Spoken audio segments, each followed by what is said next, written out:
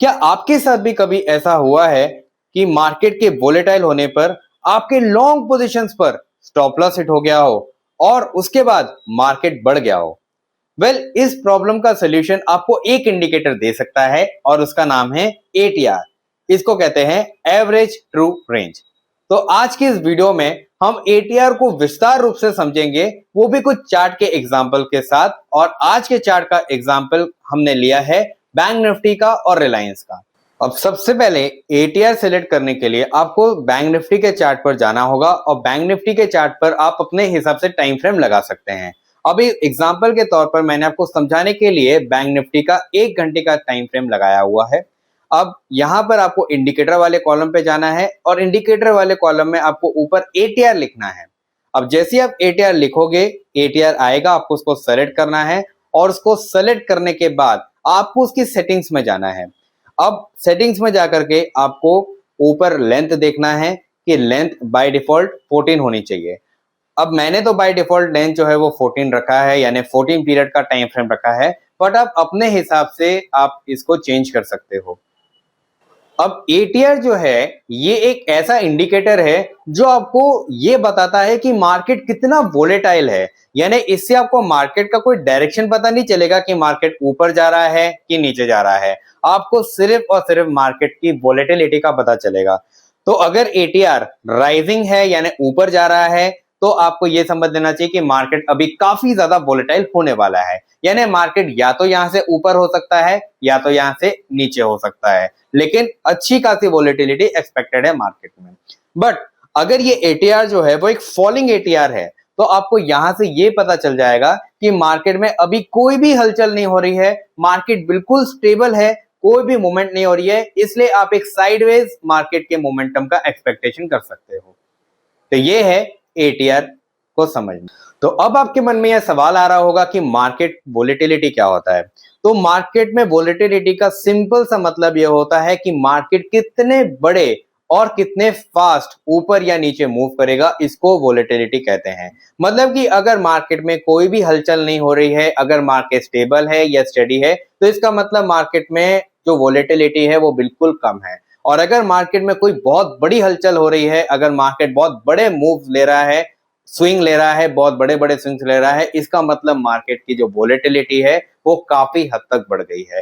तो वोलेटिलिटी का सिंपल सा मतलब होता है मार्केट का मूड स्विंग्स होना। जैसे आप लोगों के भी मूड स्विंग्स होते हैं ना, वैसे ही मार्केट को हमने वोलेटिलिटी का टर्म दिया है जिससे हम ये बता सके कि ये मार्केट का मूड स्विंग है।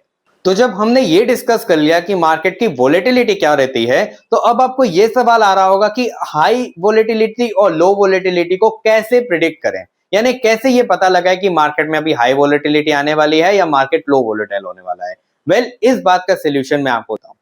अगर मार्केट में कोई ग्लोबल या डोमेस्टिक इवेंट्स हो रहे हैं या फिर जियोपॉलिटिकल टेंशन, जैसे कि अभी टैरिफ वॉर चल रहा है, वॉर की सिचुएशन हो, या फिर कोई मार्केट में बहुत बड़ी पॉलिटिकल न्यूज आने वाली हो जो कि अनसर्टेन हो, तो इस वजह से मार्केट में एक बहुत बड़ी वोलेटिलिटी की एक्सपेक्टेशन है। अगर मार्केट का इकोनॉमिक डेटा या फिर कुछ पॉलिसी आने वाली हो, जैसे कि आरबीआई या फेड की पॉलिसी आने वाली है, और अगर मार्केट में जीडीपी और इन्फ्लेशन के रेट्स आने वाले हों, उस वजह से भी मार्केट में एक हाई वोलेटिलिटी आ जाती है। अगर कोई कॉर्पोरेट अर्निंग्स का आप एक्सपेक्टेशन कर रहे हो और वो कॉर्पोरेट अर्निंग का एक्सपेक्टेशन अपोजिट डायरेक्शन में आ जाए, उस वजह से भी मार्केट में काफी हाई वोलेटिलिटी है। एफआईज और डीआईएस की एक्टिविटी जहां पे एक हैवी बाइंग या सेलिंग हो रही होती है, तब भी एक हाई वोलेटिलिटी मार्केट में एक्सपेक्टेड है। इसके अलावा अगर बजट और गवर्नमेंट अगर कोई एक्सपेक्टेशन कर रही है, गवर्नमेंट कुछ अनाउंसमेंट कर रही है, उस वजह से भी मार्केट में एक बहुत बड़ी वोलेटिलिटी आती है। और अगर ग्लोबल मार्केट की जो सिचुएशन मूवमेंट्स है, जैसे कि ग्लोबल मार्केट के मूवमेंट्स, जैसे कि हम यूएस, यूरोप और एशिया को फॉलो करते हैं, तो अगर इन मार्केट्स में कोई बहुत बड़ी रैली आने वाली होती है या फिर कोई क्रैश आने वाला होता है, इस वजह से भी मार्केट में हाई वोलेटिलिटी एक्सपेक्टेड है। और इंडिया विक्स जो है वो भी हमें मेजर करके बताता है कि कितना मार्केट वोलेटाइल है, ऊपर है या नीचे है। तो इन कारणों की वजह से हम ये एक्सपेक्ट कर सकते हैं कि मार्केट में एक हाई वोलेटिलिटी एक्सपेक्टेड है। अब अगर लो वोलेटिलिटी के बारे में बात करेंगे, तो अगर मार्केट प्रिडिक्टेबल है, मार्केट में कोई बहुत बड़े इवेंट्स नहीं आ रहे हैं, तो इस और कोई बहुत बड़ी न्यूज मार्केट में नहीं आ रही है, तब मार्केट एक लो वोलेटाइल हो जाता है। तो इन शॉर्ट अगर मैं आपसे बात करूं तो हाई वोलेटिलिटी तब आती है जब मार्केट में अनसर्टेनिटी होता है, जब कोई फियर या ग्रीड होता है या फिर कोई बहुत बड़ी न्यूज इवेंट आती है, तब मार्केट में एक हाई वोलेटिलिटी एक्सपेक्टेड है। और लो वोलेटिलिटी तब एक्सपेक्टेड है जब मार्केट स्टेबल होता है, प्रेडिक्टेबल होता है और कोई बहुत बड़े ट्रिगर्स नहीं आ रहे होते हैं, तब हम एक लो वोलेटिलिटी का मार्केट एक्सपेक्ट कर सकते हैं। अब बात करते हैं एटीआर के मूवमेंट के बारे में। तो एटीआर हमें एवरेज मूवमेंट का आइडिया दे सकता है मार्केट में। फॉर एग्जांपल, ये जो बैंक निफ्टी का चार्ट आपके सामने खोला है, 1 घंटे का जो टाइम फ्रेम है, इसमें सपोज अगर एटीआर जो है वो 160 दिखा रहा है, इसका मतलब कि 1 घंटे में बैंक निफ्टी का जो मूवमेंट, प्राइस एक्सपेक्टेड मूवमेंट है, वो 160 का हो सकता है एवरेज के तौर पे। सेम अगर यही एटीआर जो है वो आपको 210 पे दिखेगा, तो यानी कि 1 घंटे में एक्सपेक्टेड है कि बैंक निफ्टी का प्राइस मूवमेंट जो है वो हमें 210 तक का मूवमेंट हो सकता है। तो यानी एटीआर जो है वो हमें अप्रोक्सीमेटली एवरेज बताता है कि कितने पॉइंट तक का औसतन मूवमेंट आ सकता है मार्केट में। अब 15 मिनट के टाइम फ्रेम पे अगर आप इसको देखने जाओगे, तो भले ही एटीआर आपको छोटा दिखेगा, लेकिन यहाँ पर जो आपकी प्राइस रेंज है वो उस पर डिपेंड करता है कि कितने पॉइंट्स का मूवमेंट हो सकता है।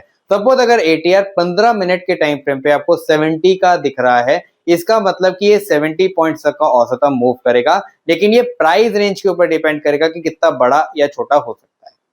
तो आइए अब हम ये समझते हैं कि एटीआर आप स्टॉप लॉस में कैसे यूज कर सकते हैं। तो यहाँ पे हम एक एग्जांपल लेंगे रिलायंस का। करंटली रिलायंस की वैल्यू चल रही है 2000 की और एटीआर करंटली रिलायंस का दिखा रहा है 10। तो अब आपको क्या करना है कि ये जो 2000 है, आपको इसको 10 से माइनस नहीं करना है, बल्कि आपको इसको माइनस करना है 20 से, क्योंकि जब भी आप कभी स्टॉप लॉस का प्लेसमेंट करोगे तो आपको एटीआर हमेशा मल्टीपल में लेना है। आप करंटली इसको आप 1.5 या 2 या फिर 0.5 टाइम्स आप ले सकते हो, यानी एटीआर का जो मल्टीपल है ये डिसाइड नहीं रहता है कि आपको इसी पे लेना है, ये आपके ट्रेडिंग स्टाइल पर है कि आप कैसे इसको यूज कर सकते हो। अब फॉर एग्जांपल मैंने यहाँ पे जस्ट लिया है कि आपको यहाँ पे सेल साइड आप यहाँ पे रिलायंस का देख रहे हो। अब करंटली रिलायंस की वैल्यू चल रही है 2000 की। अब आपको 2000 जो है उसको आपको प्लस करना है 20 से, तो यहाँ पे आएगा 2020, यानी आपका जो स्टॉप लॉस का जो यहाँ पे प्लेसमेंट होगा वो 2020 पॉइंट्स यानी रुपीस पे होगा। वहां पे आपको स्टॉप लॉस लगाना है जब आप इसको शॉर्ट साइड देखोगे। अब अगर आप इसको बाय साइड देखते हो, तो यही आप करंटली रिलायंस की वैल्यू चल रही है 2000 की और यहीं पे मैं सपोज करके चलता हूं कि एटीआर हम 2 के मल्टीपल में ले रहे हैं, तो यानी 10 इंटू 2 यानी 20, तो यानी 2000 माइनस 20 यानी कि 1880। आपको ये पॉइंट पे आपको स्टॉप लॉस प्लेस करना है रिलायंस का। तो इस तरीके से आपको एटीआर हेल्प करेगा स्टॉप लॉस प्लेस करने में, जब आप बाय साइड देखोगे और जब आप इसको सेल साइड देखोगे।